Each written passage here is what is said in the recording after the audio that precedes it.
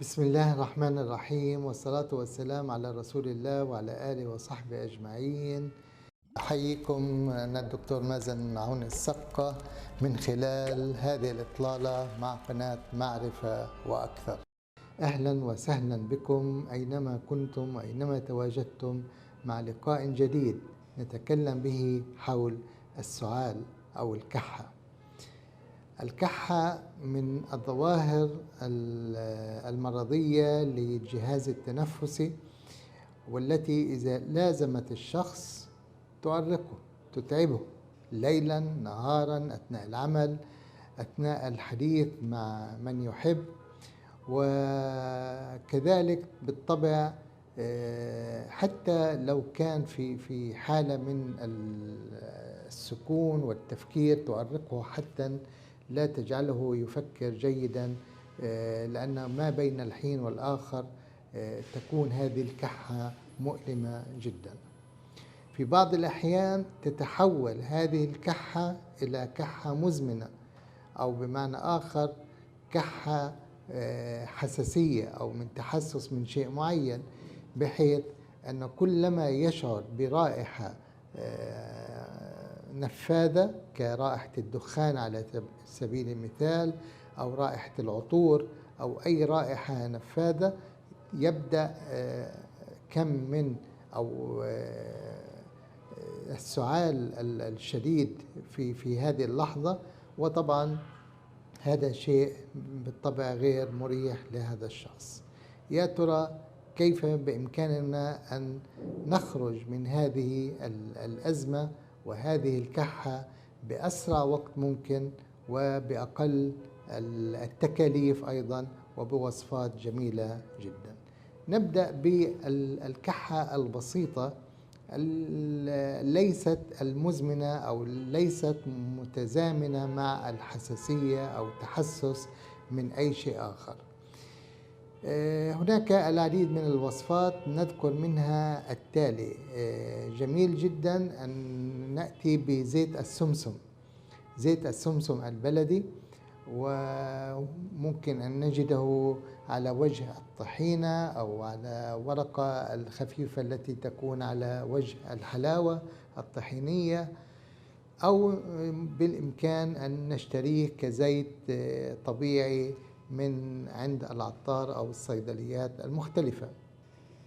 ندهن بعكس عقارب الساعة منطقة الصدر جيدا، وبالتالي نفضل طبعا إذا كان في حمام ساخن قبل ذلك حتى تكون المسامات منفتحة، ويكون هذا التدليك عكس عقارب الساعة جيد، ويستطيع هذا الزيت أن ينفذ من خلال مسامات الجلد.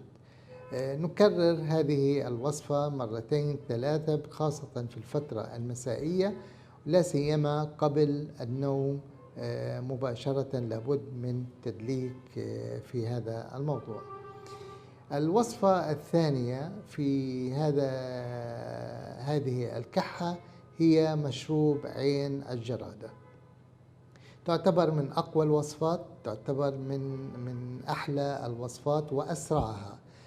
ما علينا أن نحضر بذور عين الجرادة، ملعقة كبيرة، ملعقة طعام كبيرة لكوب من الماء، كوب يعني خلينا نقول 150 مل، يغلى جيدا. القاعدة العامة تقول البذور تغلى، الأشياء الصلبة تغلى، أما الورقيات والأشياء المطحونة فنستخدمها كمنقوع لا تغلى.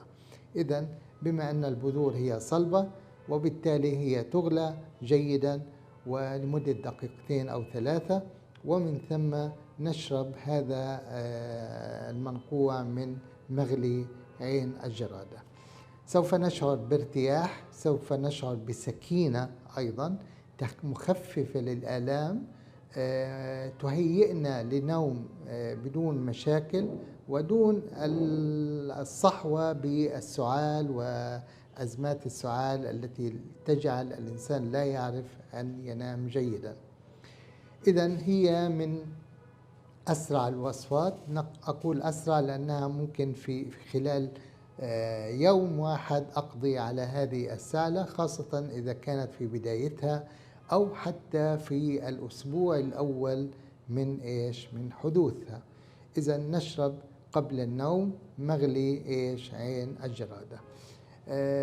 لا بأس من تناول أوراق عين الجرادة، ممكن نتناوله من خلال طبق من السلطة أو دقها مع قليل من الفلفل الأخضر والبصل، وإذا كان البصل من اللون الأحمر فهذا يحبذ أو نفضله عن البصل الأبيض.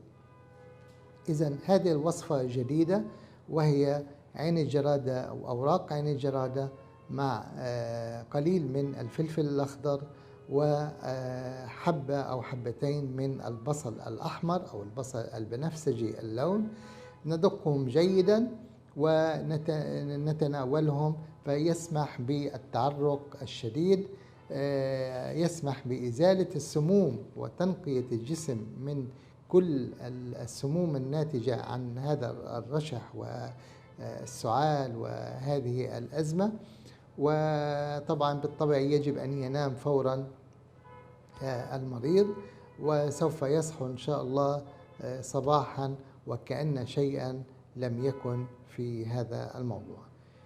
وصفة أخرى نتكلم بها عن الكحة حين نشعر بنمنمة في الزور، وهنا ننصح باستخدام السوائل الساخنة والمشروبات الساخنة، ويا حبذا نعمل غرغرة بهذه المياه الساخنة، حتى لو كانت ماء بسيط من ماء الشرب نغليه، وهذا الماء الساخن نتغرغر به.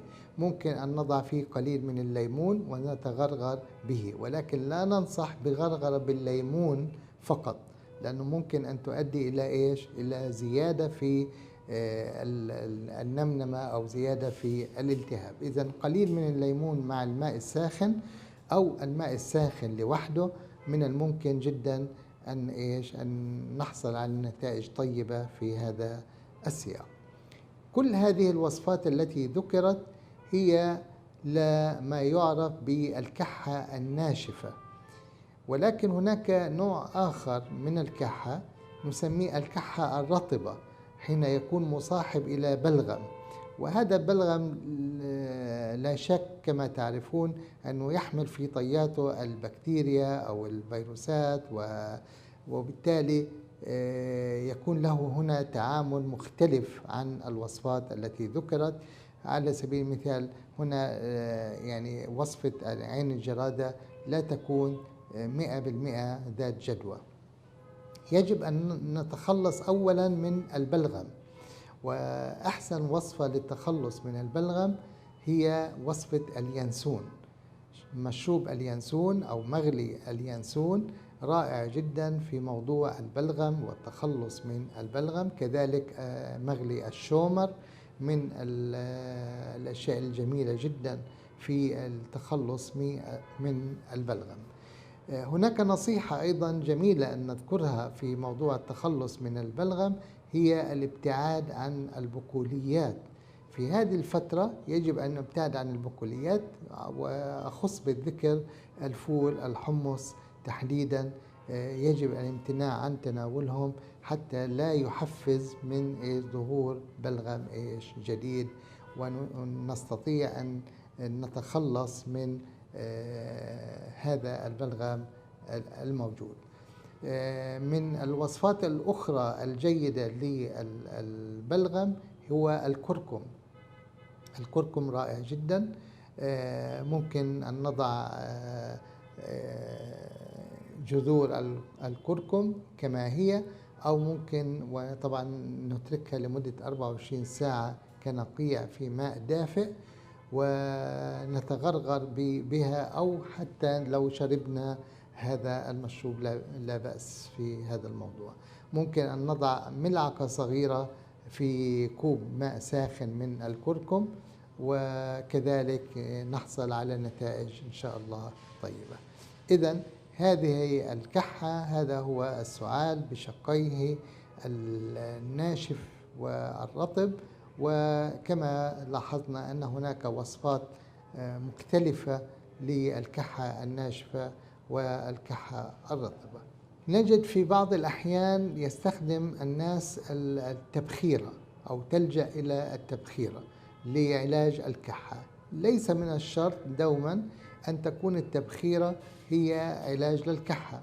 إذا كان موضوع الكحة مصاحب إلى الرشح بشكل عام وإنفلونزا وانسداد في الأنف، يعني نجد الصورة متكاملة، كل أنماط وكل درجات المشاكل الجهاز التنفسي موجودة، هنا التبخيرة مرحب بها، وممكن أن نعملها بالبابونج، بأوراق الزعتر على وجه التحديد، زيت النعناع نضيفه، قليل من الفيكس الذي يحتوي على الكامفور والكافور واليوكاليبتوس.